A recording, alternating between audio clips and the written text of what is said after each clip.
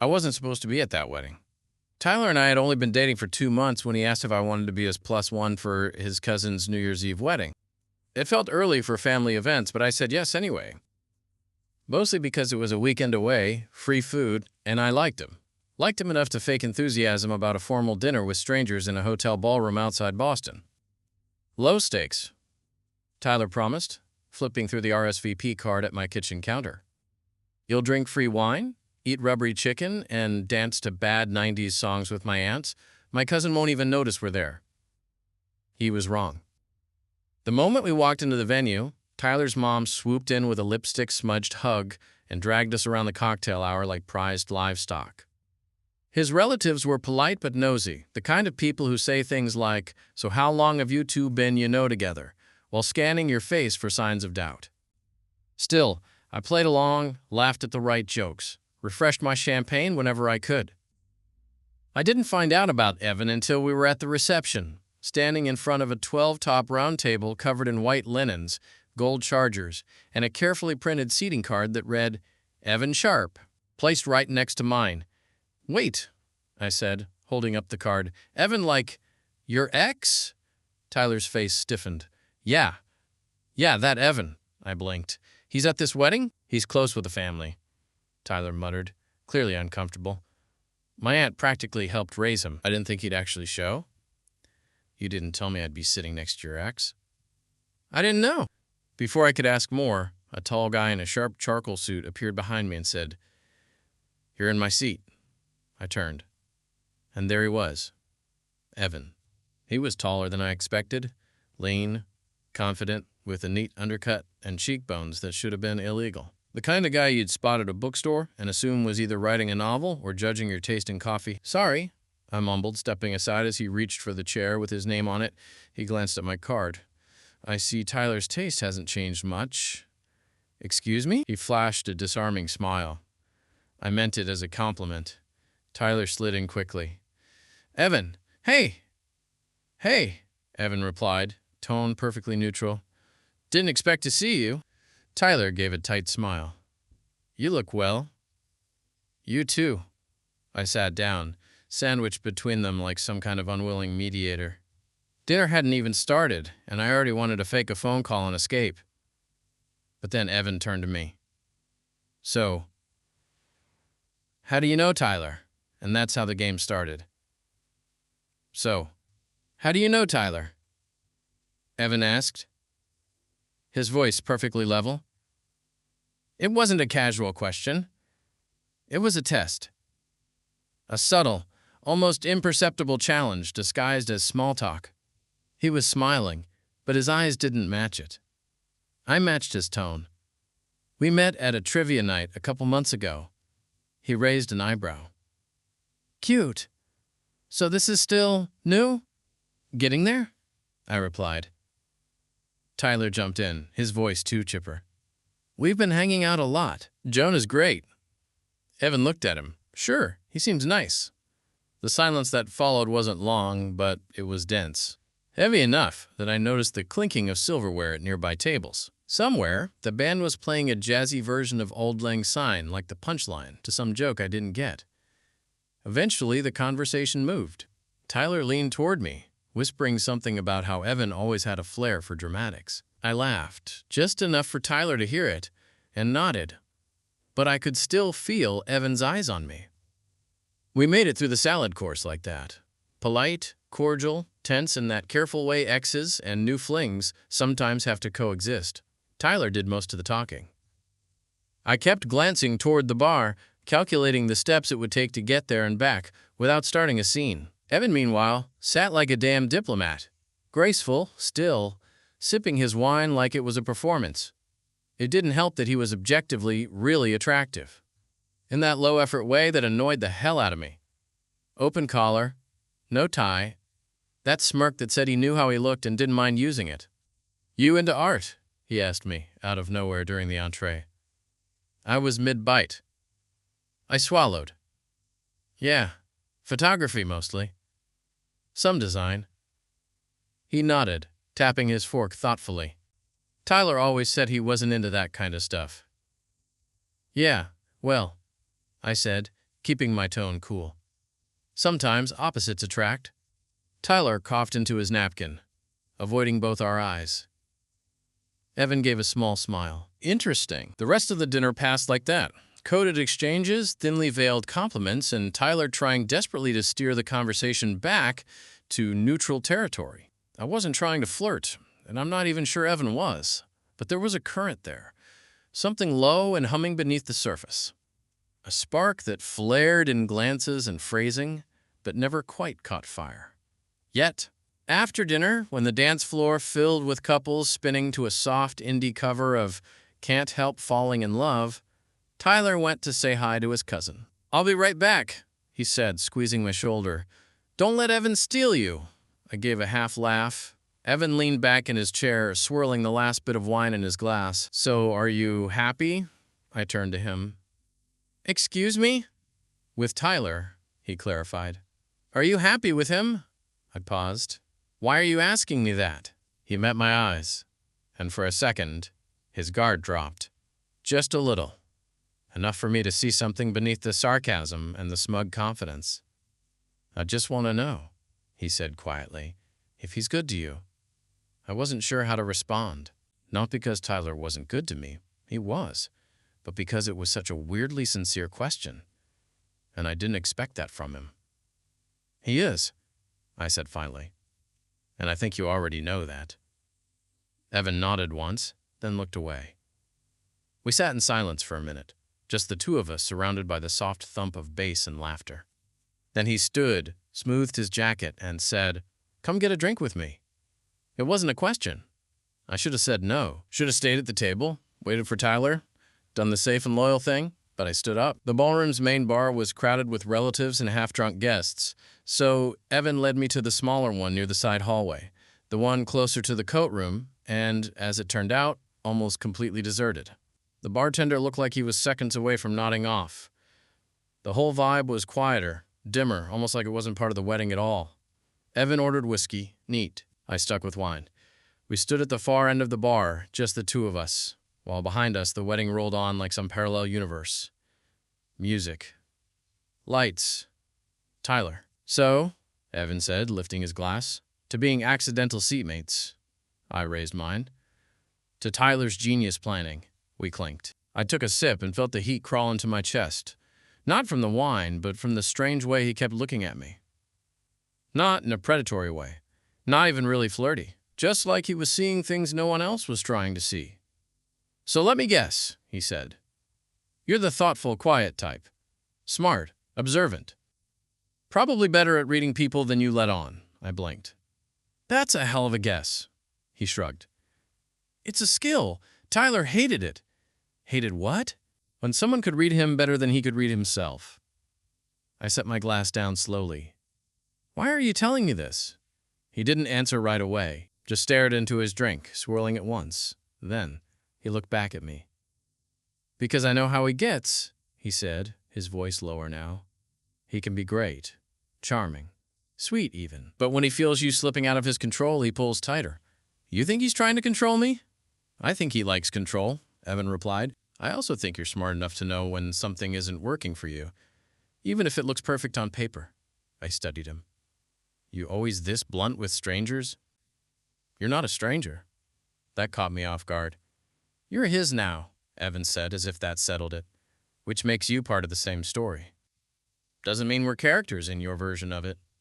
"No," he said, "but it does mean I can see the patterns starting to repeat." There was a pause, this low, charged moment where neither of us said anything, and I realized something. Evan wasn't jealous. Not exactly. He wasn't trying to win me over out of spite or competition. If anything, he was warning me. But the way he looked at me, there wasn't just concern. It was interest. Curious, low-burning, complicated interest. "You're intense," I said, half laughing, trying to diffuse the weird energy building between us. He grinned. "Only with people who are worth it." I looked away, unsure of what to say. When I turned back, he was already watching me. "You're a good guy," he said quietly. "I can tell. I don't know if Tyler deserves you." I hated that part of me agreed with him. Then why did you stay with him for so long? Evan smiled, but it didn't reach his eyes. Because I wasn't ready to leave. And you think I'm different? I think you're stronger than I was. We fell into silence again, but this time, it wasn't awkward. It was thick, intimate, loaded with everything unsaid. Then he did something unexpected. He touched my wrist, lightly. Just a brush of his fingers against the inside of it, like he was testing something. I didn't pull away. Do you want to get some air? He asked. I should have said no, but I nodded. The hotel had one of those quiet, underused courtyards. String lights overhead, a few wrought iron tables, and a fountain that had been turned off for winter. The kind of place that looked romantic in promo photos but mostly got used for smoke breaks and awkward family fights. It was cold, but not unbearable. Just crisp enough to make your breath visible and your thoughts sharper. Evan held the door for me as we stepped outside. The moment it shut behind us, the muffled sounds of the reception vanished. No music, no laughter, no Tyler. Just me, Evan, and the hush of a New Year's Eve night. He walked a few paces ahead, hands in his coat pockets, then stopped near the fountain and looked up at the lights. I always thought this place was pretty, he said. Even if the fountain's full of cigarette butts, I smirked. Very poetic. Don't let it fool you, he said, glancing at me. I'm mostly full of shit. I leaned against the edge of the fountain. You're not what I expected. What were you expecting? I paused. Honestly? Some bitter, snide ex ready to ruin the night. He chuckled, eyes crinkling. I have my moments. But no, I'm not here to ruin anything. Sure felt like it at dinner. Only because you're the first person Tyler's brought to something like this since me, he said, more serious now. It threw me. We stood there for a moment, the air between us colder than before, sharper. So what happened? I asked. With you two. He looked at me, eyes flicking across my face like he was deciding how much to give. He liked being admired, Evan said finally, and I was too good at admiring him. I didn't say anything, just waited. I don't think he's a bad guy, he continued. He just needs to be the sun. And eventually, I got tired of orbiting. I looked at him, and for a second I saw it, the tiredness in his posture, the leftover ache in the way he said Tyler's name. Not fresh pain, just the kind that stays. He never mentioned much about you, I admitted. Evan raised an eyebrow. That's a little insulting. No, I said. I mean, you clearly meant something. It's weird how casually he talks about it. He doesn't like complicated stories, Evan said. He likes things neat. I nodded. And for the first time since dinner, I realized I wasn't just curious about Evan because of Tyler. I was curious about Evan because Evan was interesting. He was sharp, but vulnerable. Confident, but not performative. There was something real about him. He took a slow breath, his hands still deep in his coat pockets. Then he looked at me again, really looked. You and him, he said. Is it serious? The question hung in the air. I don't know yet, I answered honestly. It feels fine, comfortable. Evan didn't respond right away. But? He finally asked. I didn't say it. I didn't have to. He took a step closer, just one. Not dramatic, not aggressive. You seem like the kind of guy who notices the little things, he said, his voice quieter now. So I'm guessing you've noticed what's not there. I held his gaze. He was closer than before, just barely in my space, but not enough to make a move feel obvious. The kind of closeness you could pretend wasn't a choice. Why are we out here? I asked. Because you came with someone who doesn't see you, he said, and they can't stop seeing you. That hit harder than I expected. Too honest. Too raw. He took another half step in. I didn't move. We stood there for a few seconds in total stillness. My heart was thudding, loud in my ears. And then the door creaked open. Tyler, head poking out, coatless. There you are, he said, smiling. I was starting to think you ditched me for the shrimp cocktail. Evan stepped back. Not guilty, just calm, I smiled. Just needed some air. Tyler looked at Evan, then me. Something flickered across his face. He couldn't read it, but he knew something had shifted. Well, Tyler said. Come dance with me? I hesitated. Just for a second. Evan looked away. Yeah, I said. Of course. Back in the ballroom, the lights had dimmed to that soft, golden hue, designed to make everyone look good in photos. The dance floor was full, spinning couples lost in the warmth of the music, champagne flowing like it was water. Someone had switched the playlist to a mix of soul classics, Aretha, Sam Cooke, Al Green, and the vibe was unmistakably romantic. Tyler pulled me gently toward the edge of the dance floor. You okay? He asked, slipping his hand into mine as we stopped near the crowd. Yeah, I said, too fast. Just cold out there. He gave me a look, but didn't press. His hand settled at my waist as we started to sway in time with the music. It was nice, familiar, easy. The kind of moment that should have felt perfect. And yet, all I could think about was Evan. Not because of anything dramatic. There was no lingering hand touch or whispered confession. It was subtler than that. How present he'd been. How real. The clarity in his voice when he said, I can't stop seeing you. I wanted to be here. I did. With Tyler. This was the kind of thing I always said I wanted. Affection, stability, a boyfriend who brought me to weddings. But the weight of Evan's words followed me into the room like fog. Tyler leaned in. You know, I'm really glad you came tonight. I nodded, forcing a smile. Me too. He kissed my cheek, soft and brief. You're different from anyone I've dated. Yeah? Yeah, he said, smiling like it was a compliment. You're quieter, more grounded. It's nice. I knew what he meant. But it landed wrong. Quieter, grounded. Not funny, or exciting, or alive. Just nice, safe, manageable. Like I was a well-made accessory to his night. I didn't say anything, just swayed in his arms while the music played on. Across the room, I caught a glimpse of Evan near the bar. He was talking to someone. Tyler's uncle, maybe. But his eyes flicked to me the moment he felt my gaze. Just a second. Just enough. And that second undid something in me.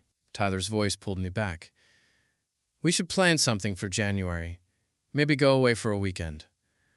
Yeah, I murmured. That sounds nice. There it was again. Nice. The song faded into another, a slow Marvin Gaye track, and Tyler excused himself to check on his mom.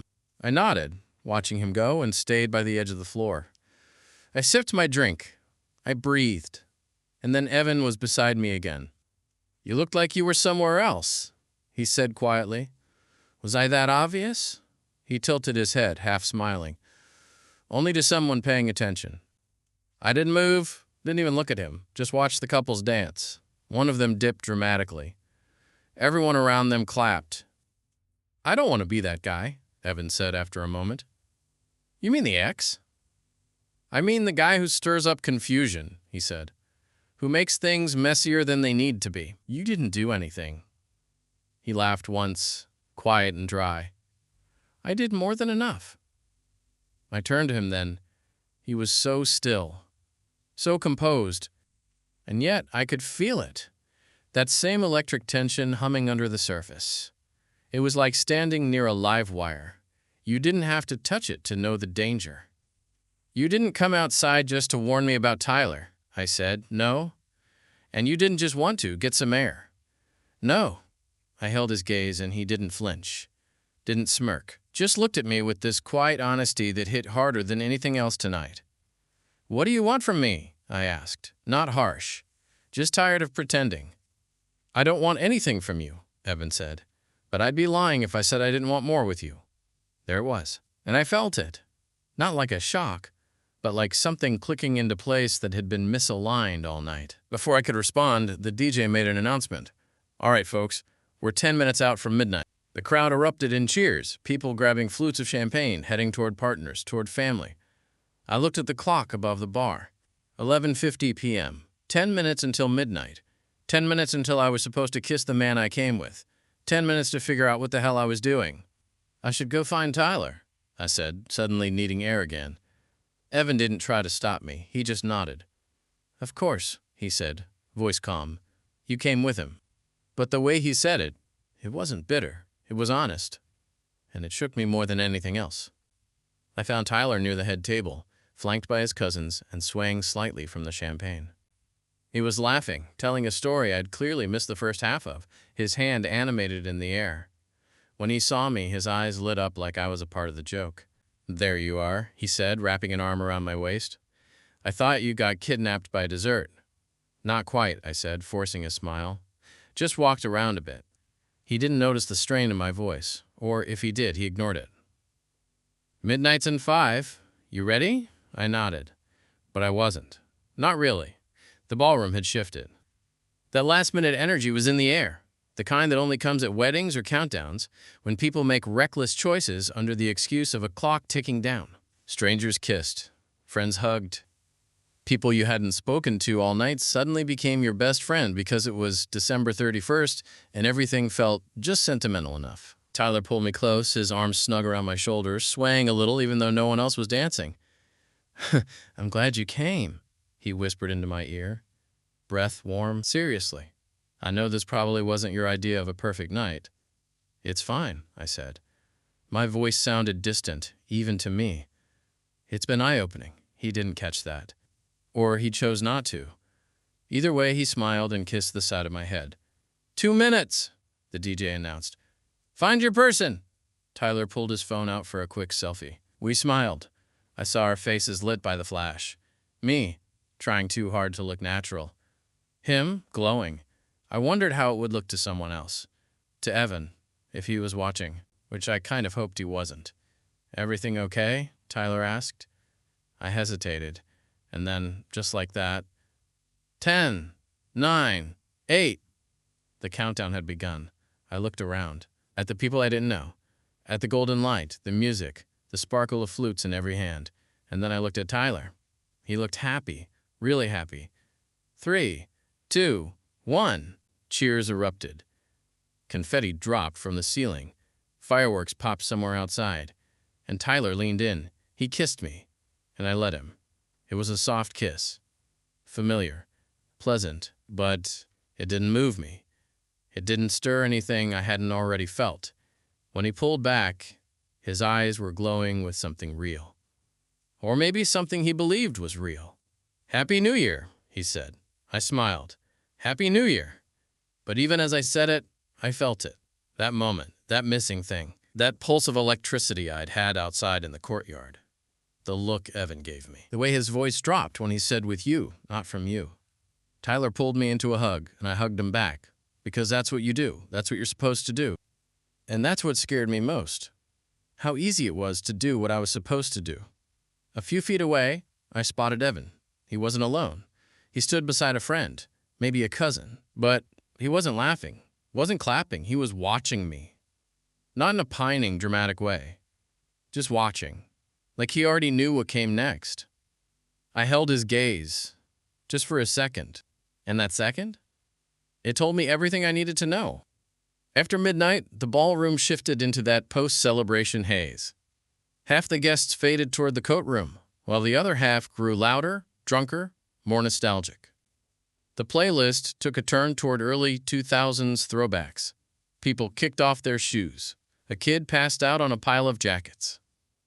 I was standing with Tyler near the dessert table, half listening as he explained the complicated cousin drama unfolding between the groom's sister and someone from Table 9. He was animated, happy, still riding the high of midnight. But I wasn't really there. Every time I laughed or nodded, I felt like I was watching myself do it from the outside. I told myself I'd wait. Just a few more minutes. Then I'd pull Tyler aside, tell him I was tired, ask for the room key, and slip away early. But fate, or maybe karma, had other plans. "Mind if I borrow him?" Evan's voice cut through the noise. Smooth, calm. Tyler looked surprised. Sure." He turned to me, a little uncertain. "You okay?" "Yeah," I said quickly. "I'll just be a second." I followed Evan out of the ballroom, down a short hallway that led toward the quieter wing of the hotel. Neither of us said anything until we were alone by the wall of windows, overlooking the snow-covered parking lot. He didn't speak right away. He just leaned against the wall, arms crossed, watching me like he was trying to decide how much to say. I wasn't going to come tonight, he finally said. I RSVP'd, deleted the email, ignored your aunt's calls. Why did you change your mind? He looked at me. Really looked. Because I couldn't stop thinking about him, he said. About what I would do if I saw him again, if I saw him with someone else. I stayed quiet.